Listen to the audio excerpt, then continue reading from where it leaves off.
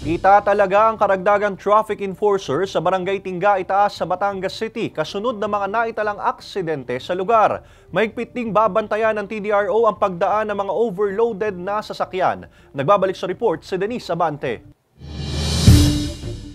Pagkahulog sa bangin, hindi makaahon sa mataas na bahagi ng kalsada dahil umano sa overloading. Yan ang mga karaniwang aksidenteng nangyayari sa zigzag road na ito sa Barangay Tingga, Itaas, Batangas City. Tad-tad man ng warning devices, hindi pa rin daw talaga maiwasan ang aksidente sa itinuturing na isa sa mga accident-prone area sa lungsod ng Batangas. Plano man ng pamunuan ng TDRO na magdagdag ng mga traffic enforcers na magbabantay sa kalsada, hindi pa rin daw ito makasasapat para maiwasan ang pagdaan ng mga overloaded truck sa lugar.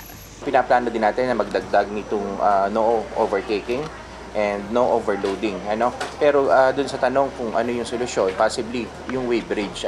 Basically, ang involved doon ay yung mga trucks na overloaded, allegedly ay overloaded. Malaking bagay kung tayo ay meron ng weighbridge and then may ipatupad natin strictly yung no overloading policy. Pabor ang motoristang si Cyfred sa pagkakaroon ng weighbridge na siyang magsasabi kung overloaded ang sasakyan. Opo, kung may sa batas naman po yun at magagawa po at may sakatuparan ng ating munisipalidad, bakit po hindi? Para po kumbaga sa aming mga motorista or sa lahat po ng dumadaan dito, wala po yung pangamba nila tuwing dadaan dito po sa may Tingga, Itaas po. Pero ayon sa DPWH, Batangas 2nd District, hindi raw kakayani na magkaroon ng weighbridge sa lugar. Puspusan daw ang kanilang pagbibigay ng mga sulat sa kumpanya ng mga truck na madalas dumaan sa lugar na iwasan ang overloading. Malaking area yun nasa mga 1,000 or hanggang 2,000 square meter. Wala tayong right of way, kaya hindi makapaglagay ng weighbridge. Ang solusyon lang namin, nagsusulat na lang kami sa mga companies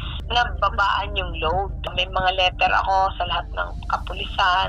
Nakaplano na rin daw ang paglalagay ng ilaw sa naturang kalsada at sa iba pang national road sa Batangas City. Marami akong for funding, kaso mo hindi naman nare-release. Priority din yan. Pag ang budget ay kulang, galing naman yan sa General Appropriation Act. Naglalagay ako lagi, Batangas, Quezon, solar light. Paulit-ulit na abiso ng mga otoridad na iwasan ang overloading, lalo na sa mga delivery trucks upang maiwasan ang aksidente.